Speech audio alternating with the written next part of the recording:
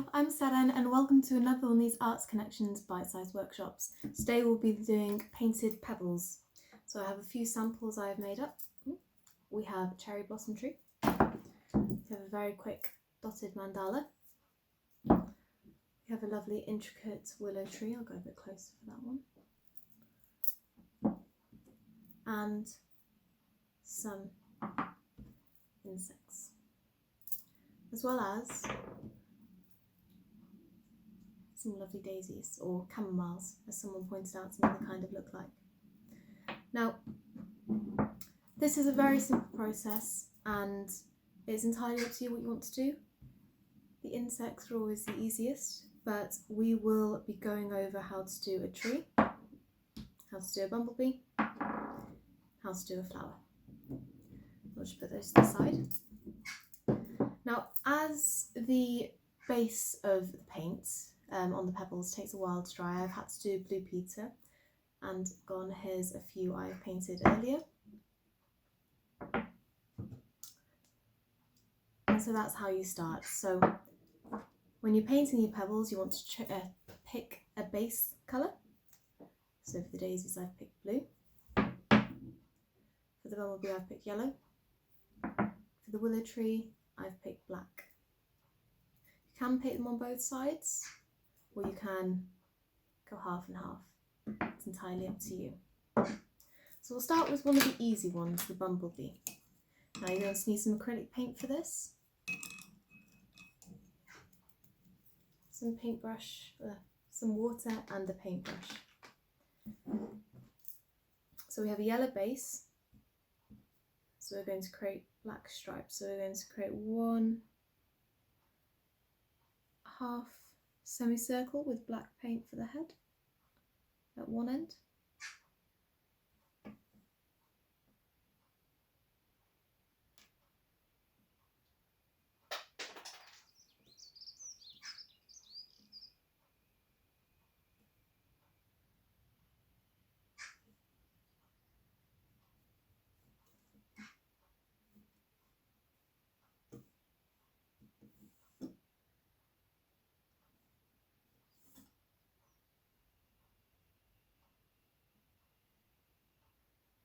Yeah. Just get that going to the bottom a little bit as well. Make sure you've put some paper down. And I'm going to do a little one for the back.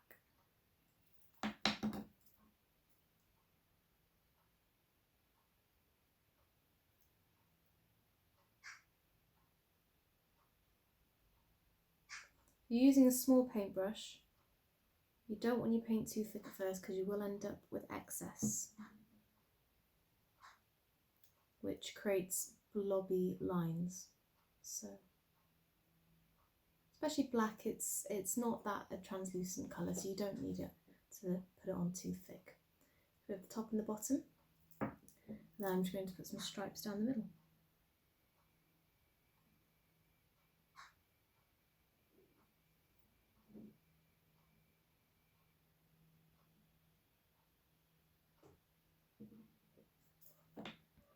Use some of that excess black from earlier. And find the lines, make it a bit thicker.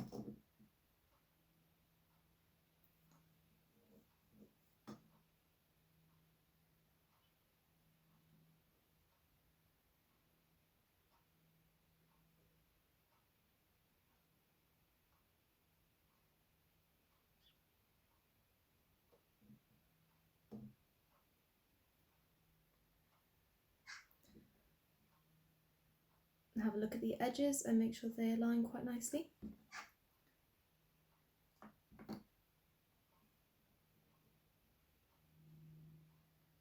And then just make the back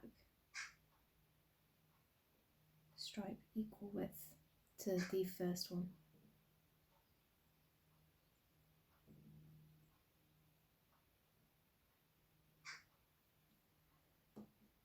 I don't know if you can hear on the audio, but we have some chattering magpies and jackdaws in the garden at the moment. We feed them our scrap food, and I think it's past their dinner time and they're complaining.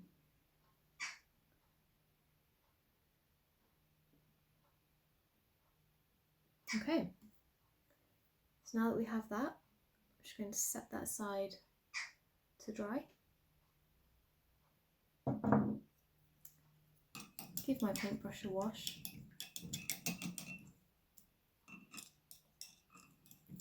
And move on to the next one.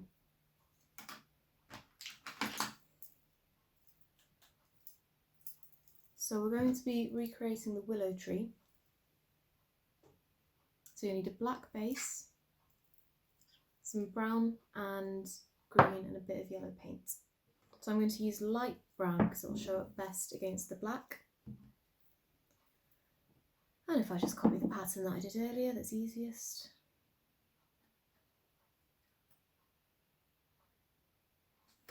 Go up and down. And you just want to start with, willow trees are lovely and they're very easy to paint. You just want to stick with one long trunk, and when you reach the top, twirl the branches back down.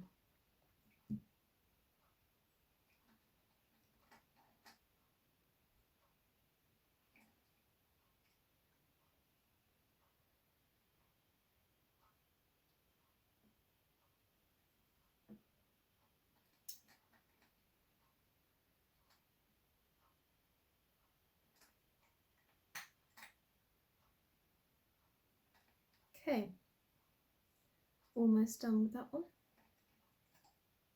And before I add the leaves, I'm going to wait for that to dry.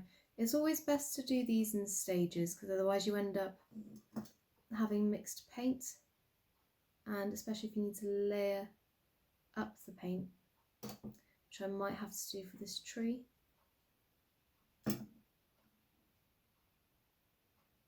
always best to wait for it to dry.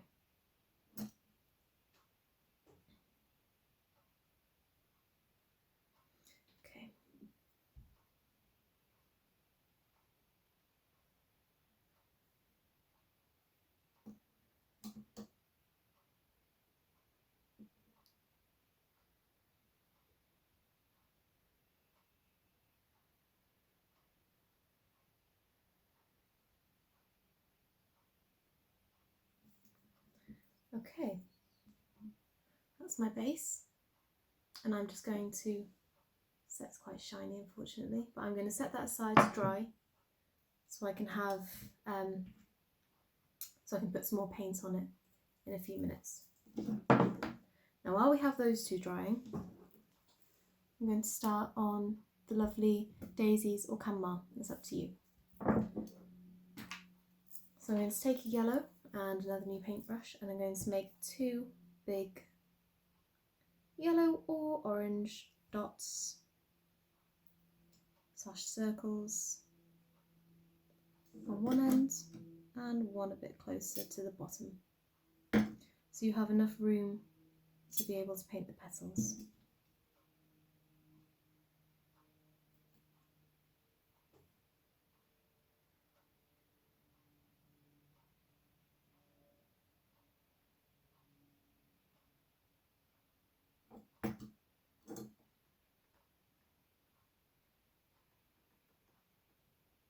Okay, I've got those two dots, and they'll be my reference points as I make the petals. Now, with the daisy petals, they're very easy to do. You want to start small at the back and then extend out at the front towards you to create a slight 3D look. And you want to start them as a small point, as close to the yellow dot as possible, and then extend out into a petal shape. A teardrop shape, it can also be called. Okay.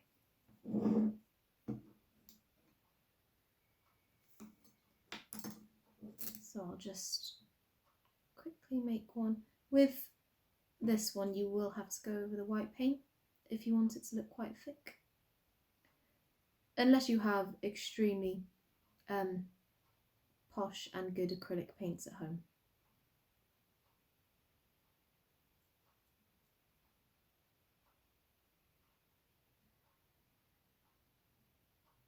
But this is good because it will give you a rough idea of how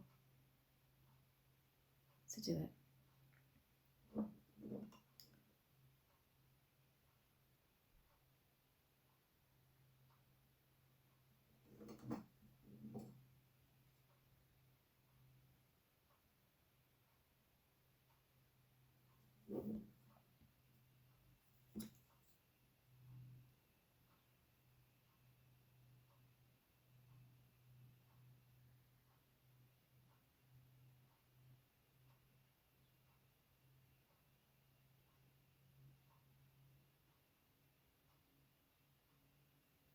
Okay.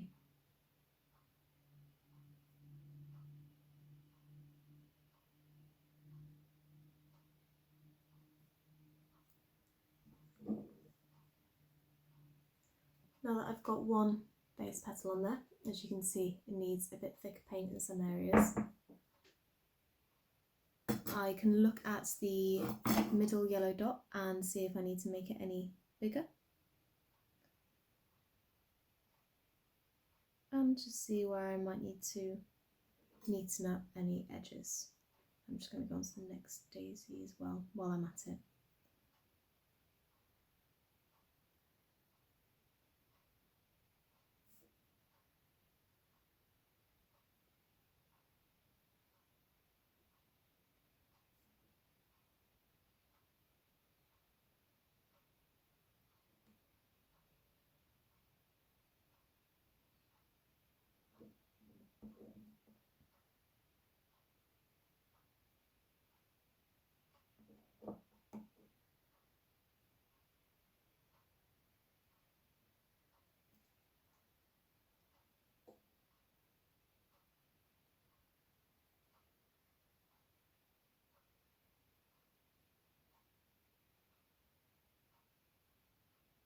Okay.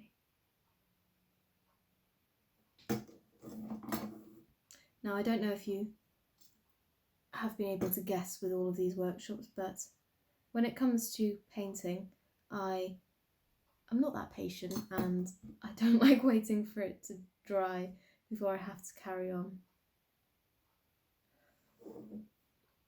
So if I can just add more as I'm going, I will. Now sometimes it works, this is seeming to be okay, and sometimes it doesn't. So I would recommend waiting if you have a lot more patience than I do.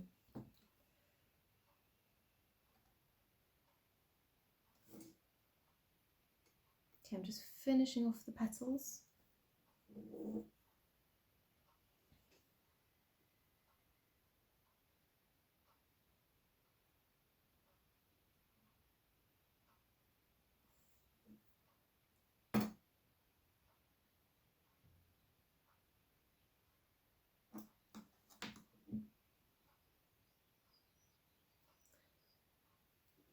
And there we go.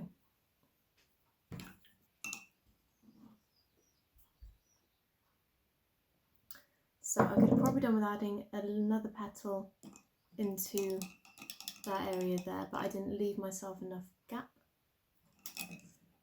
So what I'm going to do is I'm just going to extend the yellow centre.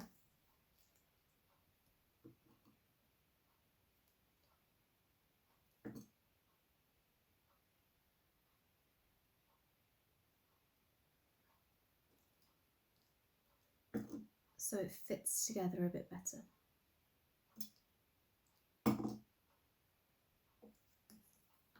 Okay, there we go. Now I'm going to put those to the side, wait for them to dry, and we're going to come back to Bumblebee. Now Bumblebee has dried enough for me to just simply put 2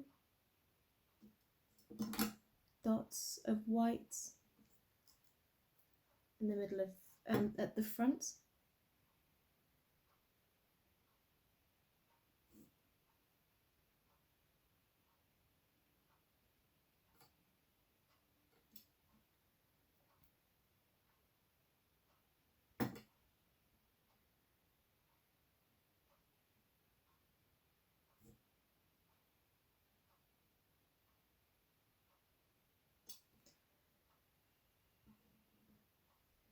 And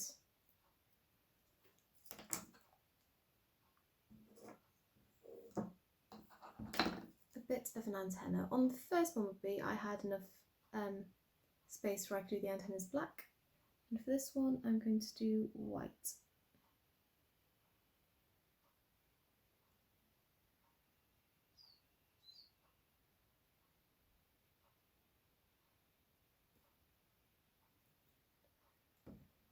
There we have it. Haven't added any pupils onto it yet, but once you do, the finishing product will look similar to that. Okay, so if we go back to our willow tree, and as I briefly add a little bit more brown onto the trunk just to make it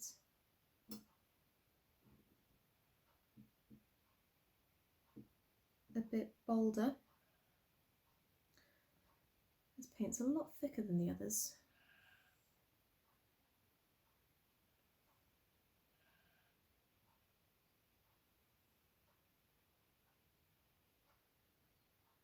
There we go. Sometimes once it's dry, you don't need to add a lot of extra paint in order just to brighten up the existing colour. Like so. And then for this one, we're going to take a very, very, very thin brush, and I might not be able to show you all the process just for time, but I can definitely show you some of it. Very thin brush and coat it in paint, and we are just going to be dabbing it in different areas in between and outside of these branches.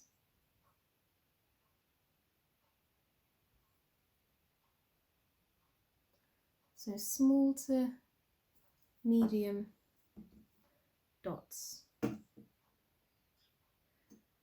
Alternating in sizes is always good, and just make sure your dot placement is quite random and leave some areas for some other colours. So for example, I'm going to put a bit of yellow in between mine.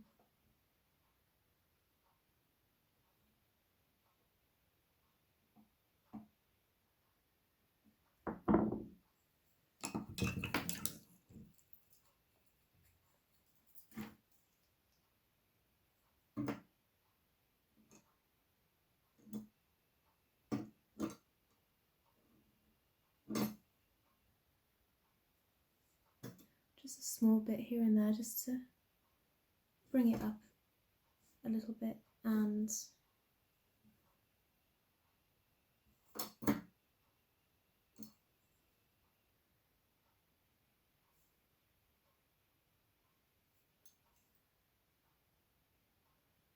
then I'm going to finish off the dots in between with a much lighter green.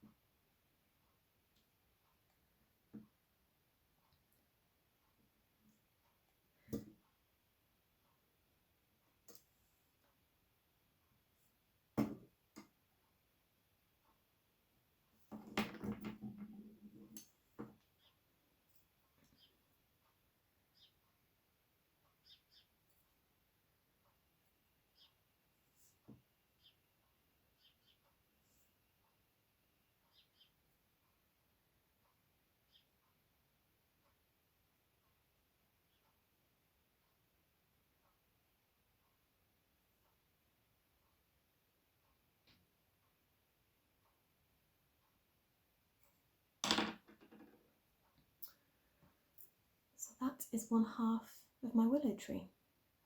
It's very simple, and once the effect is finished,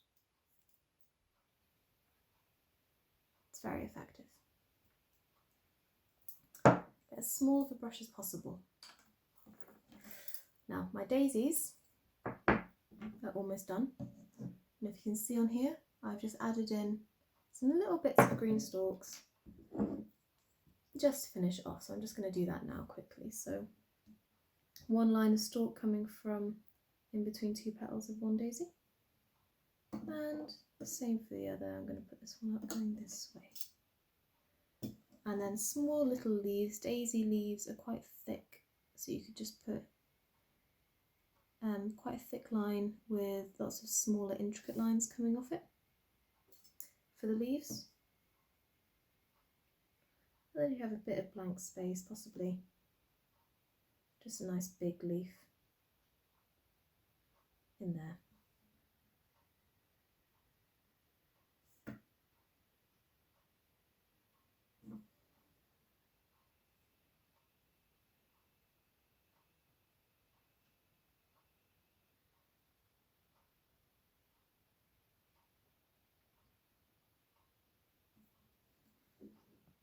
If I was to add more to this, once it was dry, I'd probably add a little bit of darker green to try and differentiate. Okay, there we go. Pretty easy to see on the first example.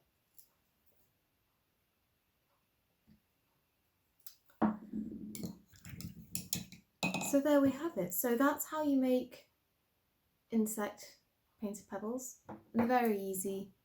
You can do the same with the ladybirds, and one I haven't added the eyes to yet, which was going to be a green ladybird.